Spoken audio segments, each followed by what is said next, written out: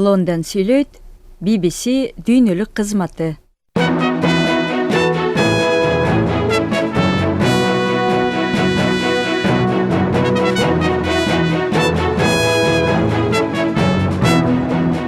BBC дүрбүсүндө уктурусун баштайбыз. Студияда Кубат Чекеров, саламатсыздарбы? BBC дүрбүсүндө Казакстанга жамааттык коопсуздук келишим уюмунун аскери кирди. Бийлик массалык каршылык акцияларын күч менен басуу жолуна түштү.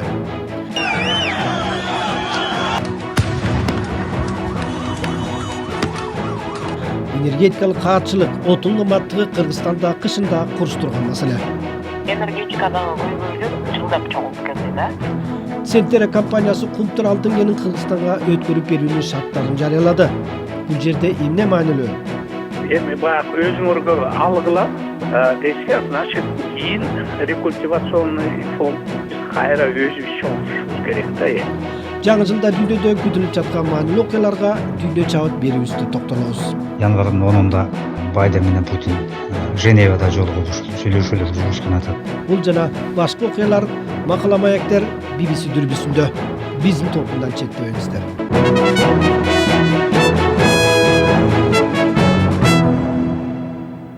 Казакстанда 2 январда башталган каршылык акциялары бир нече күндө бүт өлкөнү кучагына алды. Кээ бир шаарларда демонстранттар полиция менен кагылышып кан төгүлдү. Айрыкча Алматы шаарында курч окуялар болду. Демонстранттар полициянын автоунааларын талкалап, өрттөштү. Массалык каршылык акцияларында ондогон адамдар каза тапты, 1,5 миңдей адам жаракат алды. 3 миңдей адам кармалды. Токаев бүт өлкө боюнча өзгөчө кырдаал киргизди. Правоохранительным органам и армии мною дан приказ открывать огонь на поражение без предупреждения. Казакстандагы буга чейин болуп көрбөгөндөй масштабтуу каршылык акциялары Маңгыстау областынан башталды. Суюлтулган газдын кымбаттаганына нааразы болуп, эл көчөгө чыкты. Бийлик газдын баасын арзандатканына карабай, нааразылык токтогон жок. Актау шаарынын жашоочусу, блогер Азамат Сарсенбай BBC'ге элдик нааразылыктын себептерин түшүндүрүп берди. Мен жергиликтүү жашоочу катары жергиликтүү элдин менталитетин түшүндүрөйүн. Эл мындай ойлоп атат. Биз мунайлуу аймакта жашап аткандан кийин априори газ, бензин баасы башка облустарга караганда, башка өлкөлөргө караганда арзан болушу керек дешет. Мына биздин байлыгыбыз бутубуздун алдында турат дегендей. Эмне үчүн аны биз кымбат алышыбыз керек? Жумушсуздук, социалдык коргоо жагына келсек, 10-15 жыл мурда мунайчы болуу абдан актуалдуу эле. Баары жабыла нефтяникке, операторлукка окушчу.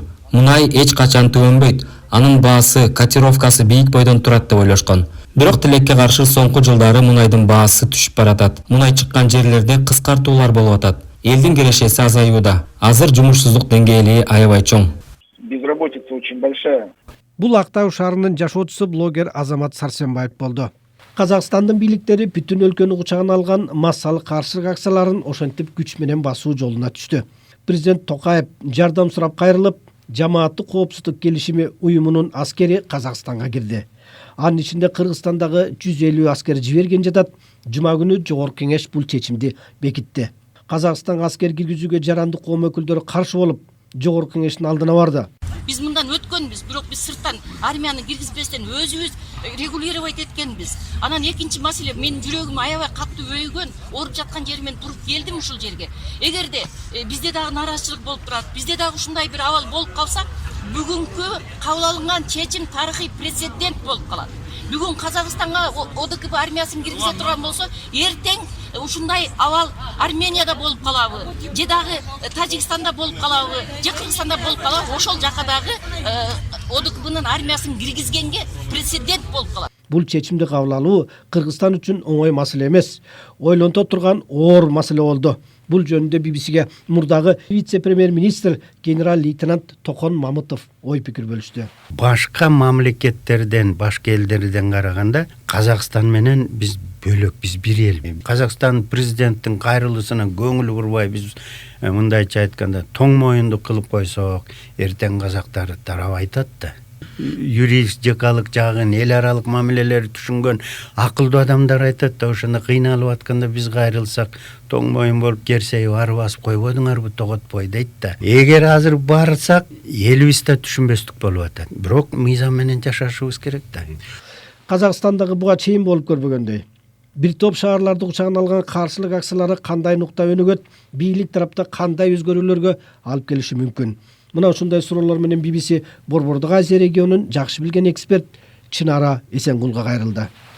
Менче бул азыркы Казакстандагы саясий коомдук процесстердин сценарийи өнүгүү. Бул ошо бийлик өзүнүн күчтүүлүгүн көрсөтүш үчүн азыркы процесстерди басат. Анан бул процесстер бир көзгө көрүнбөгөн латенттик түргө айланып кетет да.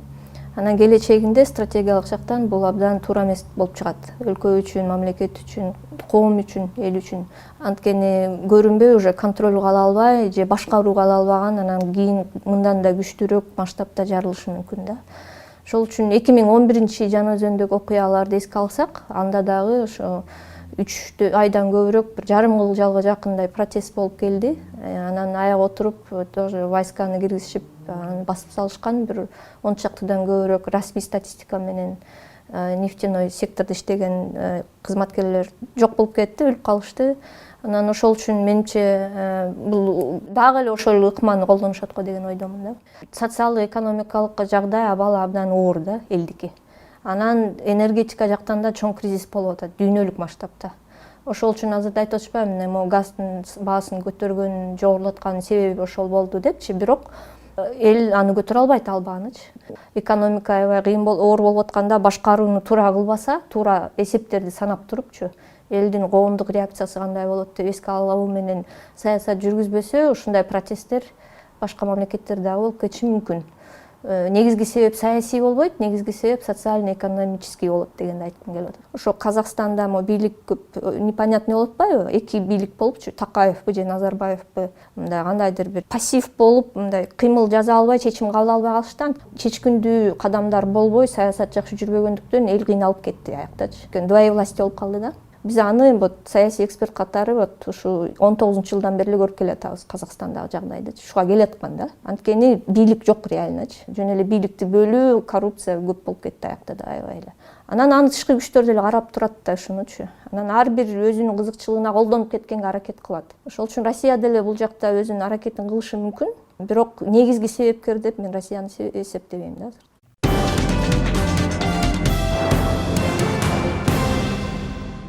Энергетика демекчи Кыргызстанда дагы бул маселе курч турат. Токтогул суу сактагычында суу аябай аз болуп, электр тартыштыгы келип чыкты. Ал аз келгенсип кыштын кыраан чилдесинде көмүр тартыш болуп, баасы кымбаттап, жергиликтүү элге кыйын эле болду. Абдыбек Казиев баяндайт. Президенттик шайлоодон кийин ант берүү азамендеги сөзүндө президент Садыр Жапаров тармак оор абалда калганын, кеминде 130 миллиард сомдук карызга батканын айткан эле. Бир жагынан жабдуулардын далайы эскилиги жетип, жоготуулар күчөп, ал аз келгенсип коррупциядагы туша болгон тармакка жаңы тариф киргизүү абалдан чыгуунун бир жолу катары айтылган эле. Айрым адистер электр тармагы экономикалык же социалдык эле маселе болбой, болушунча саясатташып, кайсы бийлик болбосун бааны жогорулатуудан тайсалдап келгенин айтышат. Ошентип жүрүп отуруп азыркы тариф инфляцияны дагы кууп жете албай калганын айткандар болду. Кээ бирлери бул маселени элге ийне жибине чейин түшүндүрүп, бааны акырындап көтөрүп жүрүп отурганда баага жылына саналуу гана тыйын кошулганы элге дагы жеңил түшүп, ыңгайлуу болмок дешет. Бирок ага батын албаган өкмөт, бийлик, саясатчылар соңку бир нече жыл бою шайлоо сайын арзан электр энергиясын убада кыла берди. Шамалдан электр энергиясын өндүрөбүз деген Кундуз Кырбасова эми ошонун кесепети тийип жатат деп эсептейт. Энергетикадагы көйгөйлөр жылдап чогулуп келди да. Акыркы жолу тарифти 70 тыйындан 77 тыйынга мындан 5 жыл мурун көтөрүшкөн. Ошондо мен бир сунуш айттым эле. Инфляцияны себепке алып, негизи эле баалар баардык нанга болобу, майга болобу көтөрүлүп атпайбы. Ошондуктан жыл сайын бир 5 же 7%тен 2 эсе көбөйүп кетпегендей кылып, жыл сайын коэффициент кошуп 6% инфляциянын эсебинен көтөрүп турсаңыздар, энергетикалык кризиске же мындай тупикке кептелип калбайбыз деп айттым эле да. Тариф биздики экономикалык тариф меселе саясий тариф да. Баары коркушат тариф жөнүндө айткандан. Аягы мына ушуга келдик. Баа саясатына келгенде түшүндүрүү иштери үстүрттөн гана жүргөндүктөн бааны жогорулатуу тууралуу сөз болгондо эле эл арасында талаш талкуу аябай күчөйт.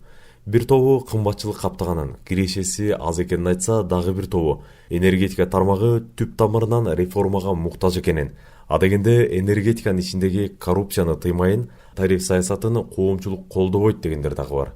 Энергетика тармагын иликтеп келе жатам деген журналист Тынсызбек Алтымышев буларды айтты. Элдин төлөп аткан акчасы тыйынына чейин электр энергиясын өндүрүүгө, жаңылоого алынып, бирок пайдасы тийип тийбей кеткен миллиарддаган жанагы сууда кредиттерге бөлүнүп аткан болсо, эл деле түшүнөт. Мен дагы макулмун да. Эгер бүгүн бийлик, анын ичинде ошо энергетика министрликтин ичин реформалап, кескин оптимизацияга барып, тыйындардын баарын эффективдүү пайдаланып, саны көп кызматкерлерди кыскартып, айлыктарды чектеп, жумушка алганда санына эмес сапатына карап, мына болушунча кыскарттык, бир тыйынды лишний кетирген жок деп элди ишендире алганда, андан кийин мына ошондо да болбой атат. Акыркы айла жок тарифке келип такалып атабыз десе, колдомок. Бирок андай болбой жатпайбы? Ал кезинде энергетикадагы коррупцияны аябай иликтеп, бухгалтердик эсептерден бери казып чыкканын, дал ошондо ашкере далилдерди тапканын жүйө келтирүүдө. 14-жылдары жаңагы МГСтинде иштеп турганда мен аябай иликтегем. Түндүк электр ишканасынын совет директоров дегендери өздөрүнө 90 миңге чейин айлык коюп алганы. Ошол кезде андан тышкары ай сайын өздөрүнө премия жаздырып алалы. 45-50 миңдин тегерегинде премия. Бир совет директоровдун члени 1,5 тонна бензин бир айга лимит, 1,5 тонна эмне ал 800 айдайбы, танкайдайбы. Ошонун баарын иликтеп бухгалтериянын кагаздары менен мен ашкерелеп бергем. Энергетикадагы жоготуулар, карыз тууралуу кеп болгондо эле менчик, ортомчу компанияларга дагы далай сын айтылып келет. Журналист өз иликтөөсүнө таянып, себеп башкада экенин айтууда. 17 частный распред компания бар. Ошолор таратат, 2% эле сатат. Алар алдын ала кийинки жагыл эле айдын акчасын төлөп коюп алышат. А биздин жана килеген 98% электр энергиясын саткан компаниялар карыз болуп, миллиондогон дебиторский карыздар өндүрө албай калып, анан кайра аны маал менен жыл сайын сатага чаап алакчанын баарын кечип салып атышпайбы, атайын карыз кылып. Кыргызстанда суудан электр энергиясын өндүрүү баасы жагынан эң арзан жолу экенин айткандар арбын. Президент Садыр Жапаров дагы Глазгодо өткөн климат боюнча саммитке катышып, гидроэнергетикага өзгөчө көңүл буруларын сөз кылды. Суу деген менен барган сайын кургакчылык күчөп, жаан-чачын, кардын азыгынан улам агын суулар тартылууда. Мындан улам бир эле суунун көзүн карабастан, шамалдан, күндөн электр энергиясын алуу чакырыктары дагы көбөйдү. 2022 жылы шамал энергиясын өндүрүүгө киришебиз деген ишкер Кундуз Кырбашева технология күн санап өсүп жатканын, шамал же күндөн энергия алуу кымбат деген бул эски көз караш экенин айтууда. Арзандаган баасы мурункудай 15-10 жылдагыдай кымбат эмес. Энергетикалык кризис демекчи баса белгилеп кетүүчү жагдай бир эле Кыргызстан эмес, дүйнөдө мунай баштап газдын, электрдин тартыштыгы жүрүп жатат. Алдыңкы өлкөлөр энергиянын кайра жаралуу булагына өзгөчө көңүл буруп жаткан чак. Электр энергиясынын тартыштыгы жылуучулукта көп билинбегени менен суук түшкөндөн тарта маселелердин башкы сабына чыга келди. Буга бир жагынан колдо турган көмүрдүн убагында казылып, убагында ташылып келбегени дагы негизги факторлордон болуп калды. Шаар тургундарынын көбү электр бар болгон күндө дагы талаптагыдай кубаттуу болбой, 220 вольтко жетпей жатканын айтып келишет. Ушул сыяктуу толгон токой көйгөйлөрдөн улам президент өзү баш болуп, жыйында энергетикалык кризисти бир нече рет сөз кылып, энергетика министрине буларды айткан эле. Өмүр бою ушул системада келатасыз. Туурабы же туура эмеспи? Туура. Эмне үчүн анан ушуну убагында бардык маселелерди, жаралган проблемаларды ордуна кое албай келатасыз? Мисалы мына кечээ күнү эле көмүр боюнча жаралган проблеманы айтып атам. Да, түшүнүп турабыз. Саботаж болду. 3-чү жетекчини коюп туруп бардык шартты түзүп бердик. Туурабы? Туура. Кабинетиме сизге рахмат. Мына ГКМнин башчысын чогулттум, өзүңүздү чогулттум, ушундай проблема болуп атат дегенден. МЧСтин бүт техникаларын киргизип бердик, шарттын баарын түзүп бердик. Анан айттым сиздерге, мына Бишкекке ташыгыла, элге республика боюнча 3,5 миңден көтөрбөгүлө деп. Бир ай бою ажиотаж кылдыңар. Ошол эле сиз өзүңүздүн кол астыңызда көмүр тармагында иштеген кызматкерлериңиз кылды ушунун баарын. Жакын туугандарын көмүр кампы аштырып коюп, ошого алып келип түшүрүп, туурабы? Жазалайбыз. Төгүш жарыяланат. Отуруңуз. Министрлер кабинетинин төрагасы Акылбек Жапаров болсо, Токтогул суу сактагычындагы суунун жаздагы көлөмү тууралуу сөз кылып, министрге катуу талап коюлганын ноябрдагы жыйында айткан жайы бар. Мүмкүнчүлүк болсо, ушу бүгүн сөгүш менен биз токтоп турсак, Тоскул Жумагуловичте 1-апрелде Токтогул суу сактагычында 8 миллиардтан суу азыраак болсо, ошондо чечим кабыл алсак, булардын командасы боюнча. Рахмат. Мелт калп толгондо 17 миллиард куб метрден ашат делген Токтогул суу сактагычында учурда 10 миллиард куб метрге жакын суу бар. Суунун көлөмү 6 миллиард куб метрден төмөндөп кетсе, техникалык жактан агрегаттар үчүн кооптуу деп саналат. Өткөн жайда нөшөрлөп жаан жап, күркүрөп суулар киргенине карабай, эмнеге башкы суу сактагычта суу аз деген суроолор дагы чыга калып жүрөт. Саясатчы Өмүрбек Текебаев суу өзүбүздө тартыш экендигин коңшуларга жакшылап түшүндүрүп, башка өлкөлөргө суу берүүнү кыйла чектеш керек эле деп келет. Жакында эле Казакстандык айрым бир жетекчилер быйыл сүйлөшүүлөрдүн аркасы менен Кыргызстандан сууну жылдагыдан көбүрөөк өлчөмдө алдык дегени кызуу талкууларга жем таштап койду. Абдыбек Казиев, BBC, Бишкек.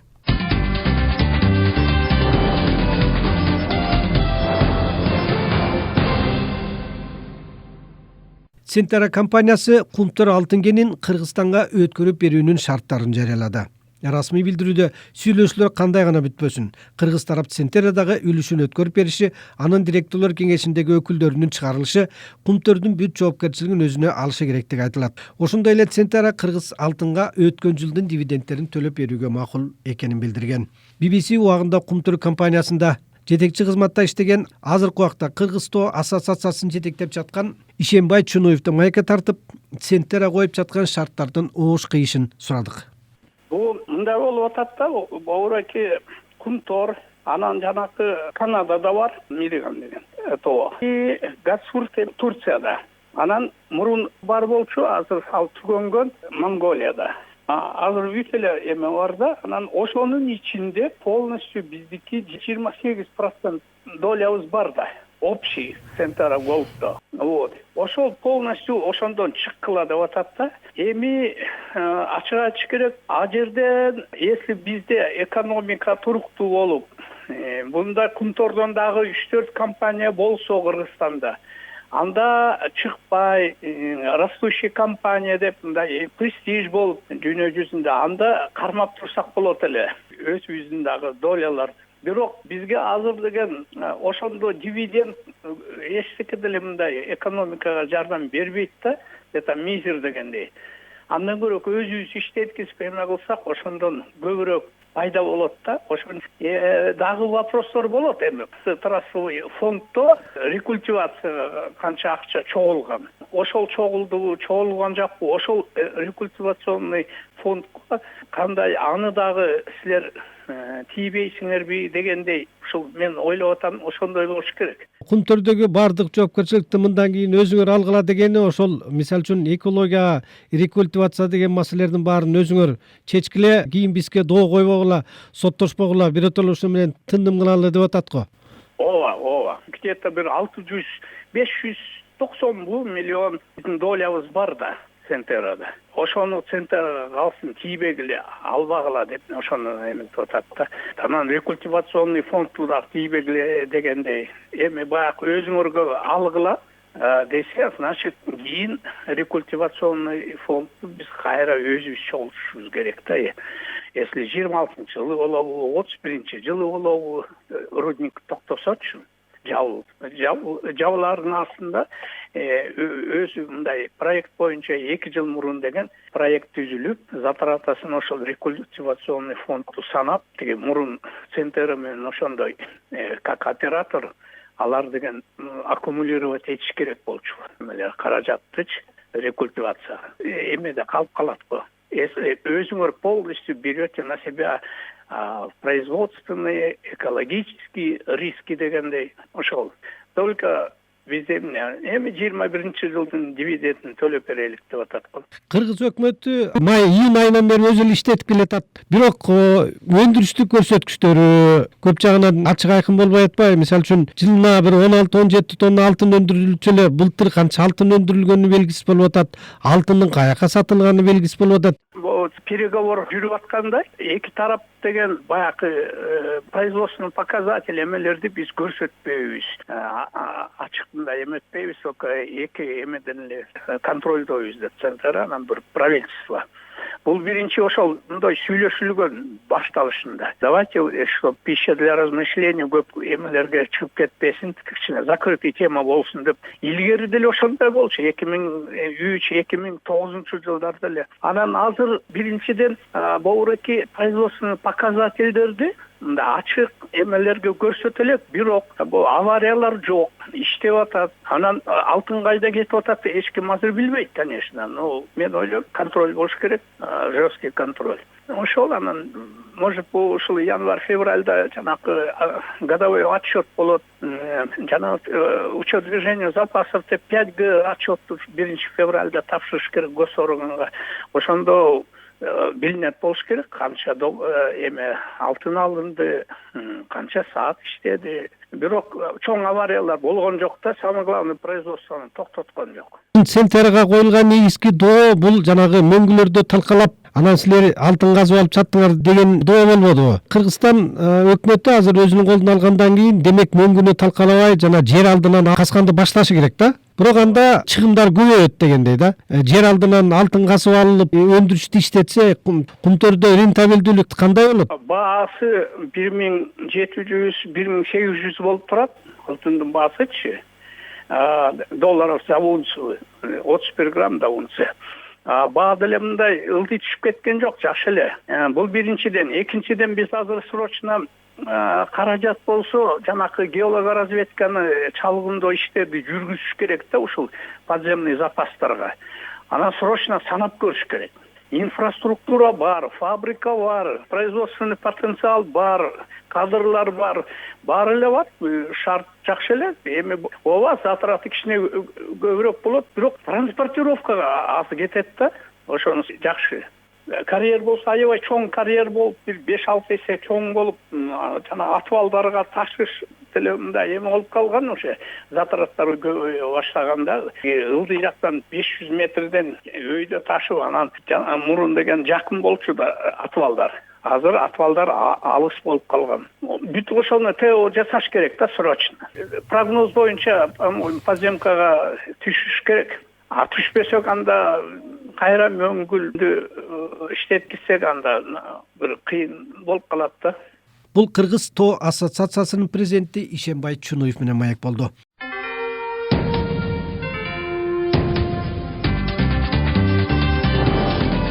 Аба толкунунда BBC.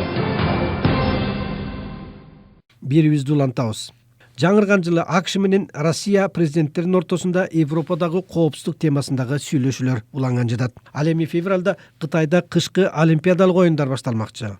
Жаңы жылда дүйнөдө күтүлүп жаткан маанилүү окуяларга Дүйнө чабат берүүбүздө токтолобуз. Талкууда коомдук ишмер Алмаз Кулматов менен журналист Азимжан Ибраимов.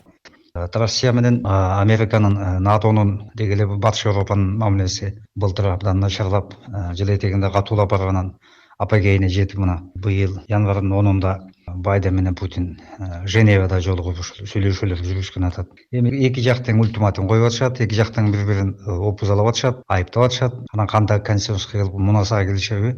Ал албетте болжоп болбойт. Бирок өтө катуу татаал талаптарды коюп алышты. Албетте бул эми эки өлкөнүн мамилеси, эки өлкөнүн орбитасындагы өлкөлөрдүн экономикасына, саясий абалына, жана башка баардык жагына таасирин тийгизе тургандыгы анык жана белгилүү. Анан Россия муну менен чектелбейт. Эми НАТО өлкөдагы бул аскерий блок менен 12 январда жолугуп дагы НАТОнун кеңейбеши, чыгышка жайылбашы деген маселелерди талкуулагантат. Муну Йенс Столтенберг дагы ушу эки НАТО менен Россиянын консультациялык кеңешин ошондой орган түзүү жөнүндө идеясын дагы ирет кайталады. Демек ушундай окуя болгон турат. ОБС менен дагы Россия өз алдынча регионалдык өкүл катары, мүчө катары сүйлөшкөн атат. Кыскасын айтканда ушул чоң геосаясий аренада оюнчулардын кыймыл аракеттери келген жылы күчөй турган болуп атат дагы. Калган дүйнөгө таасир эте тургандыгы анык. Бул эми дүйнөлүк алкактагы эң ири иш-чараларды эле белгилей турган болсок, анын эң алгачкылары бул 24-кышкы Олимпиада оюндары болуп саналат. Баарыбызга белгилүү болгондой, кышкы Олимпиада оюндары быйыл Кытай мамлекетинде, анын борбору Пекинде 4-нөн 20 февралга чейин өтө тургандыгы белгиленген да. Бирок бул ири спорт майрамын ушу Пекинде өткөрбөө каалоосун билдирген бир катар мамлекеттер болгондугун жана алар учурдагы ушу Пекиндин саясий идеологиялык багытына, дүйнөдөгү жайылып турган коронавирус илдетине да шылтап жаткандыгын белгилеп атышат да. Эми Олимпиадага бүгүнкү күндө эмнеси менен белгилүү болуп атат бул Олимпиада? Ага аялдар арасындагы бобслей, фристайл, сноуборд, трамплинден секирүү сыяктуу оюндар кошулуп атат да, мына ошону менен өзгөчөлүктүү болуп саналат. Кытайда экинчи дагы бир чоң окуя күтүлүп жатат. Бул 6-чы элита мууну алмашканы, жолубуз ордунда кала турганы маселеси чечилүүгө тийиш. Анткени ушул жана Кытай коммунисттик партиясынын 20-чы съезди болот. Буга чейин 5 ирет элита алмашты буларда. Мао Цзэдундун доору, андан кийин Дэн Сяопиндин доору, андан кийин мына Цзян Зэминдин доору, андан кийин Ху Цзинтаонун доору, анан эми Си Цзиньпиндин доору. Бул 8 жылдан ашык башкарды Кытайды, баардык бийликти колуна топтоду, таасири абдан артты. Кытайда болуп көрбөгөндө өнүктү, ирги державага айланды. Не аскерий жагынан болсун, экономикалык жагынан болсун, башкасынан болсун, деле каягынан болбосо деле ошол ал тургай Африкага чейин Америка менен Россияны катуу атаандашка айланып, дүйнөнүн каягында болбосун өзүнүн таасирин аргытып аткан мезгили. Анан эми ушул бойдон калып калабы, бул аларда ушул элитасы алмашуусу консенсус жолу менен ырааттуу түрдө алмашыш керек эле деп аналитиктердин бири топ айтып атат. Жок, бул ушунчалык бийлик топтоп алгандан жөн кетпейт. Бул дагы 2 иреттен 3-чү ирет, 4-чү иретке чейин шайланууга чечимдерди кабыл алып алды. Ошол бойдон калып калышы мүмкүн дегенде ушундай болжомолдор болот. Эми аны убагында көрөбүз, эми ал канчалык деңгээлде ушул болжомолдор чын чыгат, анын мезгили өзү көрсөтөт. Ошол эле Кытай демекчи Гонконгдо аткаруу бийлигине шайлоо болот. Гонконгдо бул талаш маселе. Бир өлкө эки система деп аталат. 1997-жылы Улуу Британиянын карамагында турган өлкө эми Кытайдын административдик өргөнү району деп аталып калган. Бирок эми 2047-жылга чейин ошол өзүнүн саясатын, өзүнүн акча саясатын, өзүнүн экономикалык өзүнүн системасын, өзүнүн статусун сактап кала тургандыгы чечилген да, ушундай макулдашуу болгон болчу. Бирок эми ошол Гонконгдо Кытай өзүнүн таасирин арттырып, айрыкча жанагындай саясий маселелерди чечүүдө, экстрадиция боюнча закондорду кабыл алуу, ошол жана Гонконгдун оппозициясына каршы аракеттер деп, анан буга батыш колдой коюп, ушундайдыр талаш боло турган маселе. Бул дагы ушул батыш менен Кытайдын ортосундагы пикир келишпестиктердин дагы ошогуну айлана турган маселе да шайлоодагы. Эгерде быйылкы жылга белгиленген ири саясий окуяларга кайрыла турган болсок, алардын ичинде Белоруссияда быйылкы жылы конституциялык реформа жүрөөрү күтүлүп жаткандыгы баарыбызга белгилүү. Бул үчүн атайын мамлекеттик конституциялык комиссия түзүлгөн жана бул комиссия бүгүнкү күндө ушул конституциянын жаңы редакциясын иштеп чыгып атат. Албетте бул жерде буга чейин ушул Александр Лукашенконун 30 жылдан ашык бийлик кылып келгендиги, оппозициянын өтө катуу нааразычылыктары дагы ушундай конституциялык реформага мажбур кылгандыгы баарыбызга белгилүү. Бразилияда дагы жалпы шайлоолор өтөт экен да быйыл. Өлкөнүн президентин, вице-президентин, Бразилиянын улуттук парламентин, конгрессин, губернаторлорду шайлап алууга даярдык көрүп жатышат. Баарыбыз билгендей, Бразилиянын калкы абдан көп, ошондуктан ал жакта 146 миллиондон ашык шайлоочу бар экен да. Демек, Бразилияда өтө катуу чоң шайлоо боло тургандыгы белгилүү. Германияда 13 февралда президентти шайлаган турушат. Германиянын федералдык жыйынынын депутаттары ушу буюрса жакынкы мезгилдерде федералдык президентти шайлайбыз деп даярдык көрүп атышат. Азыркы учурдагы президент Франк-Вальтер Штайнмайер ыйгарым укугу быйыл ушул март айында аяктайт экен. Баарыбызга белгилүү болгондой, Германияда ушул президент 5 жылга шайланат. Мындан тышкары Францияда 10 апрелде президенттик шайлоо болот. Бул президенттик шайлоого саясий партиялар абдан өнүккөн, жана ошол саясий партиялар катышып, шайлоого жетишип, ийгиликтерге жетишип келген мамлекет. Андыктан аларда ушу 13 талапкердин бүтүндөй дээрлик көпчүлүгү ушул жалаң саясий лидерлерден турат да. 2022 жылы өтө турган ушундай эле ири спорттук иш-чаралардын бири бул Катар мамлекетинде өтө турган футбол боюнча дүйнөлүк чемпионат болуп саналат. Футболдук чемпионат быйылкы жылдын ноябрь айынын аягынан башталып 18 декабрга чейин өтмөкчү да. BBC дүрбүсүндө уктурубузду ушуну менен аяктайбыз. Сиздер менен студияда Кубат Чекиров болду. Ободо кайрадан жолугушканча сак саламатта калыңыздар.